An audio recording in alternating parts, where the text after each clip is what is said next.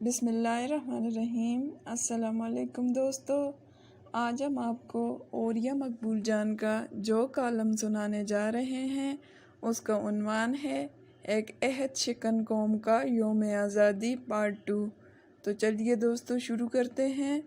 انگریز جب 1857 میں پورے ہندوستان کا حکمران بنا اور اس نے ایسٹ انڈیا کمپنی کا مصنوعی منافقانہ لبادہ اتار کر ملک کو تاج برطانیہ کے ماتحت کر دیا، تو اس ملک میں ہندو اکثریت کے لیے تو یہ صرف ایک حکمران کی تبدیلی تھی۔ پہلے وہ مسلمانوں کے زیر نگین تھے اور اب انگریز کے محکوم ہو گئے۔ ہندوؤں نے مغلیہ دور میں بغاوت کی ایک انگڑائی 1761 میں لی، لیکن شاہ ولی اللہ کی دعوت پر افغانستان سے آنے والے احمد شاہ ابدالی نے پانی پت میں مرہٹہ اور مشترکہ ہندو فوج کو ایک ایسی شکست سے دوچار کیا کہ پھر اگلے 100 سال وہ کمزور ترین مغل بادشاہ کو بھی بسر و چشم قبول کرتے رہے۔ اس کے بالکل برعکس مسلمان انگریز سے پہلے حکمران بھی تھے اور ان کی تہذیب و ثقافت بھی بالادست تھی۔ انگریزوں نے چونکہ اقتدار مسلمانوں سے حاصل کیا تھا، اس لیے دونوں کے درمیان نفرت اور مغایرت کا ایک ایسا رشتہ قائم ہوا کہ 1857 کی جنگ آزادی خالصتاً مسلمانوں نے ہی لڑی۔ جہاد کا اعلان بھی دلی کی جامع مسجد سے ہوا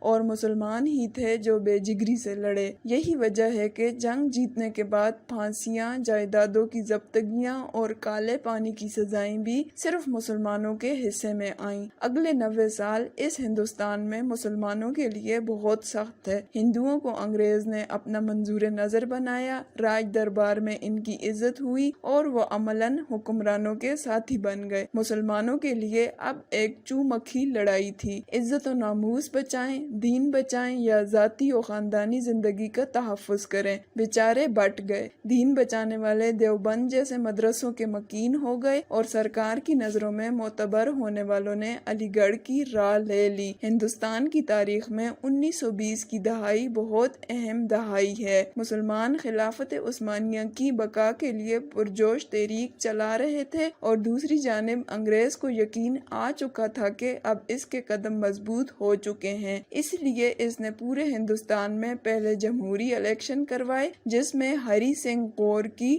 ڈیموکریٹک پارٹی نے الیکشن جیت لیا۔ ہندو اس قدر مستحکم ہو گئے کہ اسی دہائی میں برصغیر پاک و ہند میں ایک مختلف دو قومی نظریے کی آواز گونجی۔ یہ نظریہ ساورکر اور گولوارکر کے نظریات پر مبنی تھا۔ اس نظریے کے مطابق ہندوستان صرف اور صرف ہندو قوم کا وطن ہے اور یہاں پر جو قدیم نسلیں صدیوں سے آباد ہیں مگر انہوں نے اسلام قبول کر لیا ہے، انہیں واپس ہندو بنانا ہوگا، مگر جو قومیں مسلمان حکمرانوں کے ساتھ آئی تھیں انہیں یہاں سے دیس نکالا دینا پڑے گا، کیونکہ وہ ملیچ یعنی ناپاک ہیں اور ان کے وجود سے یہ دیوتاؤں کی پوتر سرزمین ناپاک ہو چکی ہے۔ اس نظریے کے حصول کے لیے شدی کی تحریک شروع ہوئی جو لوگوں کو واپس ہندو بنانے پر قائل کرتی تھی۔ اگر کہیں طاقت کی ضرورت پڑتی تو اس کے لیے سنگٹن کی مسلح ہندو تحریک کا آغاز کیا گیا۔ ان دونوں تنظیموں کے وجود سے راشٹریہ سیوک سنگھ کا قیام 1925 میں ناگپور کے شہر میں عمل میں لایا گیا اور اسی سال ہندوؤں نے ایک مسجد کے سامنے جا کر بینڈ باجے بجا کر قانون کی خلاف ورزی کی اور برصغیر میں پہلے ہندو مسلم فسادات پھوٹ پڑے۔ مسلمانوں کی محرومیاں، انگریز سرکار کی نفرت اور 500 سے زیادہ ہندو راجاؤں کے ظلم و ستم کی وجہ سے ایک ایسا وقت آیا کہ راجستھان اور میوات جیسے علاقوں میں مسلمانوں کو اپنی عبادات تک کرنے کی اجازت نہ رہی۔ نفرت اور تعصب کا یہ عالم تھا کہ ریلوے اسٹیشنوں پر دو طرح کے پانی پلانے والے سکے ہوتے تھے، ایک مسلم پانی بیچتا اور دوسرا ہندو پانی۔ حالات کی اس کھینچا تانی میں دوسری جنگ عظیم برپا ہوئی، بڑی بڑی سلطنتوں کا دور رخصت ہوا اور یورپ کی عالمی طاقتیں جو اپنی معاشی بہتری کے لیے امریکہ کی دست نگر بن چکی تھیں اور مارشل پلان کے سرمائے کی محتاج تھیں، اپنے اپنے علاقوں میں واپس جانے لگی۔ برطانیہ نے برصغیر سے نکلنے کی ٹھانی تو فرانس نے افریقہ سے۔ اس وقت تک دنیا کو قومی ریاستوں میں علاقہ، رنگ، نسل اور زبان کی بنیاد پر تقسیم کیا جا رہا تھا۔ اسی بنیاد پر 1920 میں خلافت عثمانیہ کو مصر سے لے کر عراق تک حصوں بخروں میں بانٹا گیا، لیکن اس نظریے کے برعکس ہندوستان کے مسلمانوں نے وہ راستہ اختیار کیا جو روز ازل سے اللہ نے انسانوں کو دو حصوں میں تقسیم کا بتایا تھا، یعنی حزب اللہ اللہ کے دڑے کے لوگ اور حزب الشیاطین شیطانوں کے دڑے کے لوگ۔ ہندوستان میں آباد مسلمان بنگال، بہار، یوپی، پنجاب، سندھ اور دکن وغیرہ میں رہتے تھے۔ ان کا لباس مشترک تھا اور نہ ہی کھانا پینا، نہ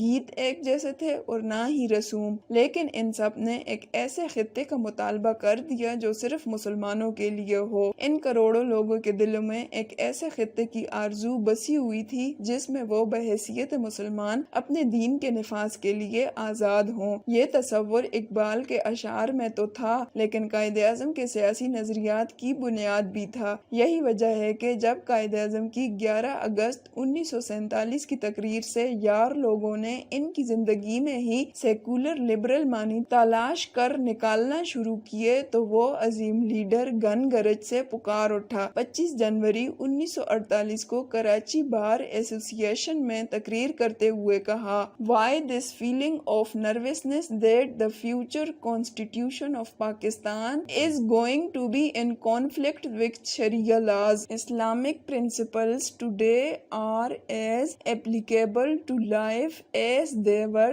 1300 years ago." ترجمہ: لوگوں کو اس بات پر پریشانی کیوں ہے کہ پاکستان کا آئندہ کا آئین شریعت کے قوانین سے متصادم ہوگا؟ اسلام کے زرعی اصول آج بھی ویسے ہی قابل عمل ہیں جیسے 1300 سال پہلے تھے۔ قائد اعظم کی اس وضاحت کے بعد آج تک یہ عہد شکن قوم 11 اگست کی تقریر کے پھریرے لہراتی ہے اور پھر اس میں سے سیکولر نظریات کے پھول نکالتی ہے۔ یوں لگتا ہے ان لوگوں کے نزدیک قائد اعظم کی طبعی زندگی صرف ایک دن تھی۔ صبح بیدار ہوئے، 11 اگست کو تقریر کی اور شام تک داعیِ اجل کو لبیک کہہ گئے۔ جس عظیم شخص کے نظریے کی بنیاد پر ایک ملک تقسیم ہوا، لاکھوں انسان قربان ہوئے، اور نظریہ بھی ایسا کہ مسلمان جو کلمہ پڑھتا ہے وہ اور ہندو ایک ساتھ اکٹھے نہیں رہ سکتے، جو قائد پاکستان بنتے ہی علامہ محمد اسد کو اسلامی دستور کی تدوین کے لیے ایک محکمہ قائم کر کے دیتا ہے اور اسے ریڈیو پاکستان سے پاکستان کے قیام کی نظریاتی اساس پر تقریریں کرنے کے لیے کہتا ہے، اور اس کے ساتھ مولانا ابو الاعلیٰ مودودی کو ریڈیو سے اسلامی نظام حیات کو بیان کرنے کی اجازت دیتا ہے، ایسا شخص کیسے سیکولر ہو سکتا ہے؟ ایک دوسری دلیل یہ بھی دی جاتی ہے کہ قائد اعظم سر سے پاؤں تک ملبوس کے اعتبار سے مغرب زدہ تھے۔ ان کو قائد اعظم کی زندگی کی آخری تقریر نظر نہیں آتی جو انہوں نے اسٹیٹ بینک کے افتتاح پر کی تھی۔ مغرب پر تنقید کا ایسا لہجہ جو قائد اعظم نے اپنایا، ایسا تو آج تک کا کوئی مولوی بھی اختیار نہیں کر سکا۔ I shall watch with keenness the work of your research organization in involving banking practices compatible with Islamic ideas of social and economic life. The economic system of the West has created almost insoluble problems for humanity, and to many of us it appears that only a miracle can save it from disaster that is now facing the world. ترجمہ: میں بڑی احتیاط اور غور سے آپ کی تحقیقی آرگنائزیشن کے کام کو دیکھوں گا کہ وہ کیسے پاکستان کے بینکاری کے نظام کو اسلام کے معاشی اور معاشرتی آئیڈیل کے مطابق ڈالتی ہے۔ مغرب کے معاشی نظام نے جدید دور میں انسانیت کے لیے ایسے لا حل مسائل پیدا کر دیے ہیں، اسے کوئی معجزہ ہی بچا سکتا ہے۔ معجزاتی طور پر جنم لینے والا یہ ملک، جس کو نظریے کے اعتبار سے واضح تصور رکھنے والے قائدین کی نعمت بھی میسر تھی، ایسی قوم بدعہدی اور نظریے سے انحراف کی اپنی مثال آپ ہے۔ ایسی قوم کو ہر سال جب جشن آزادی مناتے دیکھتا ہوں تو دل خوف سے کانپ اٹھتا ہے کہ کہیں کسی وقت یہ اللہ کے غضب کا شکار نہ ہو جائے۔ تو دوستو، اگر آپ کو ہماری آج کی ویڈیو پسند آئی ہو تو ویڈیو کو لائک کریں، چینل کو سبسکرائب کریں اور بیل آئیکن کو ضرور دبائیے گا۔